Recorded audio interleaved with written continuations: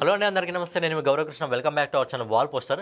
బేసిక్గా మన తెలుగు సినిమా ఈరోజు నేషనల్ నుంచి ఇంటర్నేషనల్ వైజ్గా వెళ్ళింది అంటే ఖచ్చితంగా దానికి కారణం ముందుగా రాజమౌళి గారు. రాజమౌళి గారు ఆ రోజు ఏదైతే పాన్ ఇండియా సినిమా అని చెప్పి ఒక ఆలోచన ఆయనకు వచ్చి మన ప్రభాస్ గారిని పట్టుకొని దాదాపు 5 సంవత్సరాలు కష్టపడి ఆ టైంలో ప్రభాస్ గారు తన పెళ్లిని కూడా వాయిదా వేసుకోవడం జరిగిందంట. సో ఆ రోజు ఆయన చేసిన ఒక సాక్రిఫైస్ ఈ రోజు పాన్ ఇండియా లెవెల్లో ప్రభాస్ గారిని అగ్రస్థానంలో నిలబెట్టింది. సో ఇప్పటి వరకు పాన్ ఇండియా సినిమాలు ప్రభాస్ గారు ఎన్ని తీయడం జరిగింది, ఆ సినిమాలకు సంబంధించిన కలెక్షన్స్ ఎంత, ఓవరాల్ గా ఇప్పటి వరకు ఎంత కలెక్షన్స్ రావడం జరిగింది, అలాగే రాబోయే కాలంలో ప్రభాస్ గారి సినిమాలు ఏ విధంగా ఉన్నాయి అనే ఎంటైర్ ఇన్ఫర్మేషన్ ఈ సినిమాలో మనం మాట్లాడుకుందాం. బేసిక్ గా 2015లో ఒక పునాది పడింది పాన్ ఇండియా అనే ఒక ప్రాజెక్ట్ కి. సో అప్పటి నుంచి మన హీరోలందరూ కూడా ప్రభాస్ గారు, అల్లు అర్జున్, రామ్ చరణ్, ఎన్టీఆర్, అలాగే ఇప్పుడు వరుసలో పవన్ కళ్యాణ్, అలాగే మహేష్ బాబు, వీళ్ళందరూ కూడా పాన్ ఇండియా స్థాయిలో ఈ రోజు వెళ్తున్నారంటే ఒకప్పుడు మనకు రీజనల్ లాంగ్వేజ్ లో వీళ్ళ మార్కెట్ ఉంది. బట్ మహా అంటే అప్పట్లో 100 కోట్లు వస్తే మహా ఎక్కువ, 150 కోట్లు వచ్చినా, 200 కోట్లు వచ్చినా మహా ఎక్కువ 2015కి ముందు. బట్ 2015 నుంచి ఎలా అయిపోయిందంటే 500 కోట్లు వచ్చినా కానీ అంతేనా, 1000 కోట్లు వచ్చినా కానీ అంతేనా అని అనిపిస్తుంది. సో ఆ లెవెల్లో రాజమౌళి గారు, ప్రభాస్ గారు ఒక మార్క్ని అయితే, ఒక బెంచ్ మార్క్ని అయితే సెట్ చేశారు. మరి ఏ విధంగా పునాది మొదలైందంటే 2015లో మనకి ఏదైతే బాహుబలి ఉందో ఆ బాహుబలి సినిమా అయితే వచ్చింది. ఆ సినిమా వచ్చేసి ప్రపంచవ్యాప్తంగా 650 కోట్లను వసూలు చేసింది. అప్పటి వరకు తెలుగు ఇండస్ట్రీలో ఏ సినిమా కూడా 500 కోట్లను అందుకోలేదు. బట్ బాహుబలి వచ్చేసి 650 కోట్లను అందుకుంది. అండ్ ఆ సినిమా తర్వాత ఏదైతే సీక్వెల్ వచ్చిందో ఆ సీక్వెల్కి అంత హైప్ రావడానికి రాజమౌళి గారు అక్కడ ఒక మార్క్ని అయితే క్రియేట్ చేశారు. ఏంటంటే వై కట్టప్ప కిల్డ్ బాహుబలి అనే ఒక క్వశ్చన్ మార్క్ని ప్రపంచవ్యాప్తంగా ఫేమస్ చేయడం జరిగింది. సో అందరూ అదే ఇంటెన్షన్తో ఉండే కాబట్టి ఏదైతే బాహుబలి 2 2017లో మనకు రావడం జరిగిందో ఆ సినిమా వచ్చినప్పుడు ఉన్న రికార్డులన్నీ గల్లంతైపోయాయి. ఇండస్ట్రీలో ఉన్న రికార్డులన్నీ గల్లంత కావడం జరిగింది. అప్పటి వరకు దంగల్ సినిమా ఉంది, బట్ దంగల్ సినిమాకి ఎక్కువ కలెక్షన్స్ వచ్చింది ఓవర్సీస్ మార్కెట్ నుంచి. బట్ బాహుబలి 2 సినిమాకి ఎక్కువ కలెక్షన్స్ వచ్చింది మన మార్కెట్ నుంచి, అంటే మన ఇండియన్ మార్కెట్ నుంచి.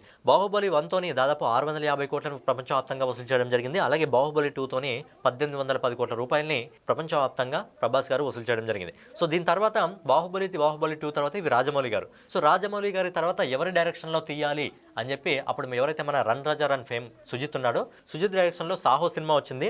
సాహో సినిమా ప్రపంచవ్యాప్తంగా 430 కోట్ల పైగా వసూలు చేసింది. ఆ సినిమా వచ్చినప్పుడు తెలుగు ప్రేక్షకులు ఆ సినిమా ఎక్కలేదు, బట్ నార్త్ ఆడియన్స్ ఆ సినిమాని బాగా ఆదరించారు.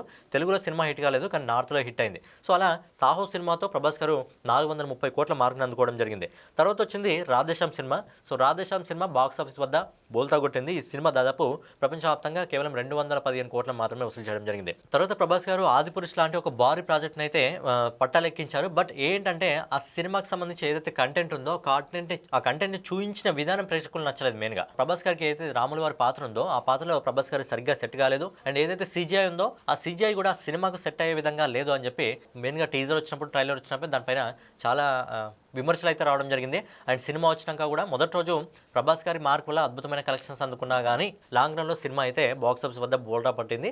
ఆ సినిమా వచ్చేసి దాదాపుగా ప్రపంచవ్యాప్తంగా 460 కోట్ల రూపాయలు వసూలు చేసింది. ఈ సినిమా తర్వాత ఎవరైతే మన ప్రశాంత్ నీల్ ఉన్నాడో, KGF director Prashanth Neel. So Prashanth Neel డైరెక్షన్లో మనకు సలార్ మూవీ రావడం జరిగింది. సలార్ మూవీ ఎందుకు ఎక్కువ కలెక్షన్స్ 1000 కోట్లను కొట్టలేదు నాకు ఇప్పటికీ అర్థం కాలేదు. ఎందుకంటే ఆ సినిమా బేసిక్గా స్టార్టింగ్లో చూసినప్పుడు చాలా మందికి అర్థం కాలేదు. నిజంగా చెప్పాలంటే అసలు డైరెక్టర్ ఎవరైతే మన ప్రశాంత్ నీల్ ఉన్నాడో ఆ స్టోరీ ఏదైతే ఉందో ఆ స్టోరీని ఎక్స్ప్లెయిన్ చేయడానికి పెద్ద వాల్ తీసుకొని దానిపైన స్టోరీ మొత్తం రాసుకొని వాళ్ళ టీం ఉందో ఆ టీంకి ఆ గోడ పైన ఉన్న దాన్ని ఏదైతే స్టోరీ ఉందో సలార్ స్టోరీ దాన్ని ఎక్స్ప్లెయిన్ చేయలేకపోయాడంట. సో ఎక్స్ప్లెయిన్ చేస్తే ఒక 2-3 సార్లు ఎక్స్ప్లెయిన్ చేస్తే అప్పుడు ప్రశాంత్ నీల్ ఎవరైతే టీం ఉందో టీంకి అర్థం కావడం జరిగింది. మీరు చూసుకున్నట్టయితే నాకు తెలిసి సలార్ సినిమాలో ఉన్న క్యారెక్టర్స్ నాకు తెలిసి ఏ సినిమాలో కూడా లేవు నాకు తెలిసి. అండ్ సలార్ సినిమాలో మీరు చూసుకుంటే ఏ క్యారెక్టర్ కూడా అరే ఈ క్యారెక్టర్ ఏదో ఊరికే పెట్టారంటే పెట్టారు కదా అన్ను, ప్రతి క్యారెక్టర్ కూడా ఒక ఇంపార్టెన్స్ ఉంటుంది. ప్రతి క్యారెక్టర్ పేరు కూడా చాలా డిఫరెంట్గా ఉంటుంది. ప్రతి క్యారెక్టర్ కూడా సినిమాలో ఒదిగిపోయే విధంగా ఉంటుంది.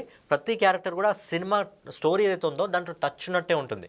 సో చాలామంది క్యారెక్టర్స్ ఇన్వాల్వ్ ఉన్నాయి సలార్ మూవీలో. అలాగే చాలామంది పేర్లు కూడా చాలా గంభీరంగా ఉంటాయి. సో అంతమంది క్యారెక్టర్స్ ఇన్వాల్వ్ చేసి అంత పెద్ద సినిమా అందిస్తే బాలీవుడ్ సంబంధించి చాలామంది రివ్యూవర్స్ సినిమా బాగాలేదు అది అని చెప్పి ట్రోల్ చేస్తారు. బట్ అదే సినిమా ఇప్పటి వరకు ఈ రోజు వరకు సినిమా రిలీజ్ అయ్యి ఇప్పుడు డిసెంబర్ వస్తే 2 సంవత్సరాలు అవుతుంది. 2 సంవత్సరాల వరకు ఇంకా టాప్ 10లో ట్రెండింగ్లో నడుస్తుంది హాట్స్టార్లో. అంటే మీరు సలార్ క్రేజ్ ఏ విధంగా ఉందో అర్థం చేసుకోండి. But Salaar life time collection వచ్చేసి 750 కోట్ల రూపాయలు వసూలు చేస్తుంది. ఇప్పుడు సలార్ ఇప్పుడు ట్రెండింగ్ అవుతుంది, ఇంకా ఇప్పుడు ట్రెండింగ్లో నడుస్తుంది.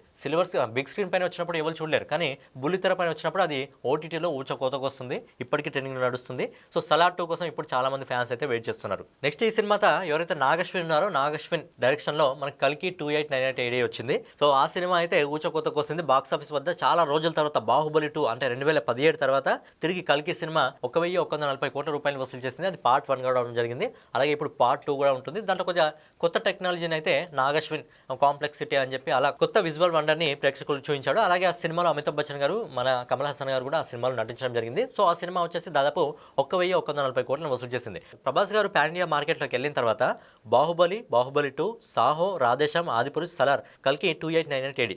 సో ప్రభాస్ గారు 7 సినిమాల ద్వారా ప్రపంచవ్యాప్తంగా 5456 కోట్లను వసూలు చేయడం జరిగింది ఈ సినిమాల ద్వారా. అంటే యావరేజ్గా ఒక్క సినిమా యావరేజ్ పరంగా వేసుకున్న 7 సినిమాలకు ఒక్కొక్క సినిమాని 779 కోట్ల బిజినెస్ యావరేజ్గా చేయడం జరిగింది ఒక్కొక్క సినిమా, మనం క్యాలిక్యులేషన్ మామూలుగా చేసుకున్నట్టయితే. అయితే ఇక్కడ వరకు పాన్ ఇండియా మూవీస్ 7 అయితే రావడం జరిగింది. 7 సినిమాల ద్వారా 5456 కోట్లను వసూలు చేయడం జరిగింది. అండ్ ఇప్పుడు ప్రభాస్ గారు లిస్ట్ చూసుకున్నట్టయితే జనవరి స్టార్టింగ్ లో మనకు రాజాసాబ్ సినిమా వస్తుంది. ఆ తర్వాత మనకు ఫౌజీ సినిమా వస్తుంది. ఫౌజీ సినిమా కూడా చాలా పెద్దది. ఆ తర్వాత మనకు స్పిరిట్ సినిమా వస్తుంది. స్పిరిట్ తర్వాత సలార్ 2, కల్కి 2, అలాగే ప్రశాంత్ వర్మ డైరెక్షన్ లో ఒక సినిమా ఉంది.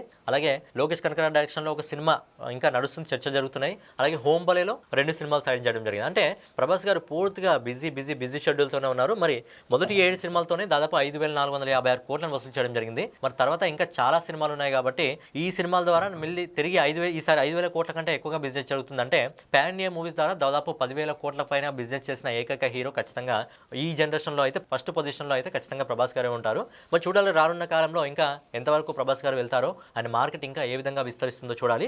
సో ప్రభాస్ గారు ప్రజెంట్ ఏవైతే ఇవన్నీ ప్రాజెక్టులతో 2030 వరకు బిజీగా ఉన్నారో, ఆ తర్వాత కూడా బిజీగా ఉంటారు కాబట్టి ఫ్యాన్స్ అందరూ చిన్నగా కోరుకోవడం ఏం జరుగుతుందంటే కొద్ది రోజులు ఈ సినిమాలు గినిమాలని పక్కన పెట్టి ప్రభాస్ గారు ఒక ఇంటివాడు అవ్వాలని చెప్పి అతని ఫ్యాన్స్ అయితే కోరుకుంటున్నారు. మరి ప్రభాస్ గారు తొందరగా ఇంటివాడు అవ్వాలా లేకపోతే ముందు ఈ సినిమాలు మీకు కావాలా అనేది మీరు ఖచ్చితంగా కింద కామెంట్ చేయండి. సో ఫైనల్గా ఏదన్నమాట వీడియో మీకు నచ్చినట్లయితే ఖచ్చితంగా లైక్ చేసి కామెంట్ చేసి సబ్స్క్రైబ్ చేసుకొని బెల్ ఐకాన్ అయితే ఆన్లో పెట్టుకోండి.